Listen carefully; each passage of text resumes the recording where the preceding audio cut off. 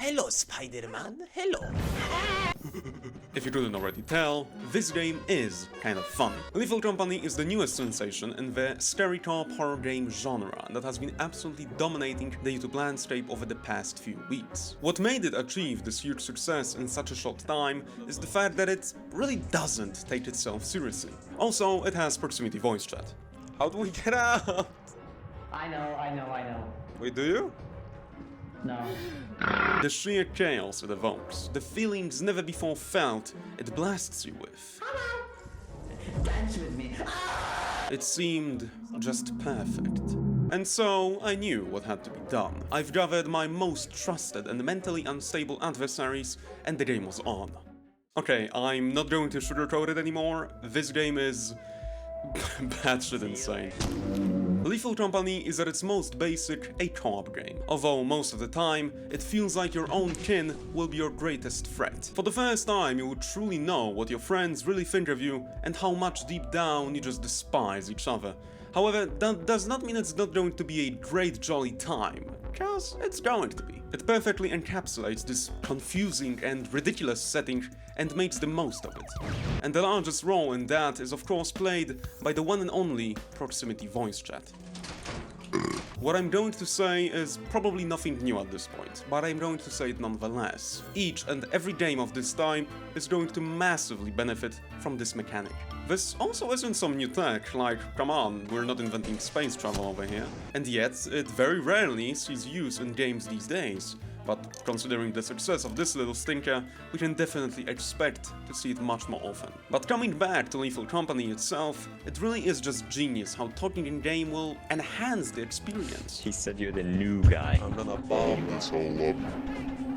Huh? It enables this immersion. You feel much more connected to the world and its surroundings, as well as your own teammates, which you will start to appreciate the company of. Because when you're suddenly all alone and the mist of childlike glee evaporates, you're just left to yourself, and a whole world full of devilish critters that are out there just to make your day living hell. However, when your teammates are actually around, they can be quite helpful. Learning about this game while playing is done in 90% of the cases by watching everyone around you die. I mean, for example, just looking at this puppy for the first time is going to give me a headache, but luckily, my good buddy Pal is here to provide a much-needed presentation.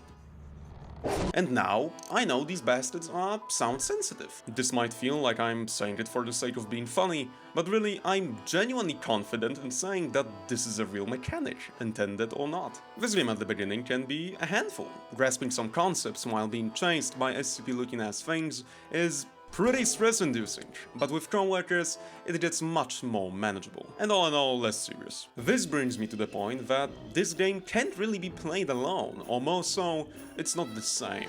When every aspect of a game is built around this one thing, there is really no way of not having to rely on it. Lethal Company depends so much on you being with someone that when you are playing alone, it won't feel like the same game. Fortunately, that isn't a real issue. This being a solo game, it doesn't cost you an arm and a leg. It's bloody 10 buckaroos, which is very nice when you must persuade your friends into buying something they've never heard of. Shifting our attention to what you're paying for gameplay-wise, apart from the terror of laughter, your main goal is quite simple. Pick one of the available moons, land on it and go into the facility. In there, evade the many threats that call these halls their home, and steal as much shit as your weak little hands can carry back on the ship. Rinse and repeat until it's nighttime, at which point the scary monsters come outside to feast. This period starts at 5 PM and ends at midnight, so you will have some time to loot max if you wish to do so. Although keep in mind there will be no waiting for slowpokes. At this point you will leave for the day and crawl back into orbit. In the meantime, you can check out what's new in store, shift your focus to a different moon, or do whatever the fuck you want, I'm not your mother. This will repeat for 3 days, until, uh-oh, it's time to see the fruits of your labor. Now you'll have to set your direction towards the company building. Once there, present the worm with the goods you've managed to collect. However, if you leave this place without reaching the designated quota, bye-bye tits! And that's pretty much it. Every next quota is going to get progressively bigger and more difficult to meet. But apart from that, there is no real difference in gameplay. Your day 1 and day 20 are very likely to go exactly the same. The difference might only be you choosing a more advanced moon and being much better equipped. Up to this point, I've intentionally avoided talking about the actual things you collect. I mean, why the hell would you care about some item? You have some normal junk that one would classify as scrap per se, but once in a while you will come across upon some real hidden gems. This ranges from Rubik's Cubes, clown horns, moan-sounding thingy teeth. It's a real mix-up of the most random shit you couldn't have possibly thought of yourself, and that's why I love it. Every time you find a new shiny doodad, it will feel like Christmas morning, and all your problems in the world will start to fade away. What was that? Oh, that reminds me, I almost forgot to mention the other thingy, you know? Probably the most important one, considering this is a horror game. Yeah, you're not alone here. Some of you have definitely seen some clips by now, I mean, how could you not? And now that this game has quite a roster of scary boys. You got your Hoarder Bugs, Sliverman, Spoinkhead, Barks. Okay, this isn't a very consistent bunch, the only actual thing connecting all of them is the fact that each one is completely different. They're not really revolutionary designs or concepts by any means. I mean, this is just a Weeping Angel, this is just a spider. I have no idea what that thing is, then this is just a mine.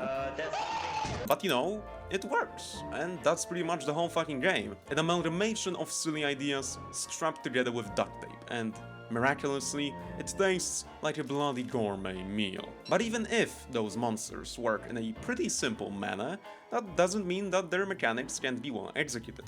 And in this case, pretty much all of them are. Apart from the quote-unquote funny, there isn't really much depth present in this game. In this case though, we have a quality over quantity situation. While not very rich and expanded upon, this game just makes the best of what it has, and doesn't forcefully try to shove in as much slop as it can. This might sound quite cliché, but you create your own depth and understanding of the world, and that's what makes it so special and enjoyable for everyone.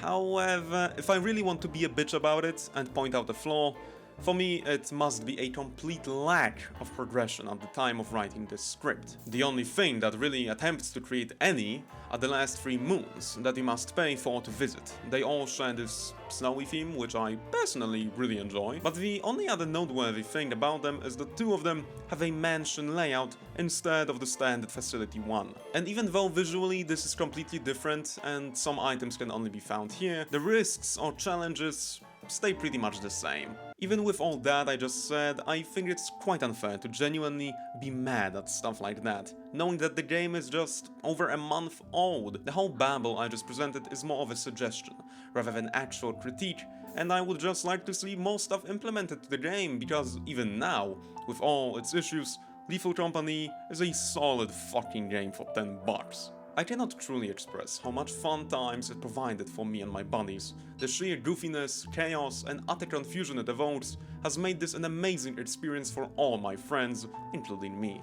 And I just want this game to thrive and be even more successful.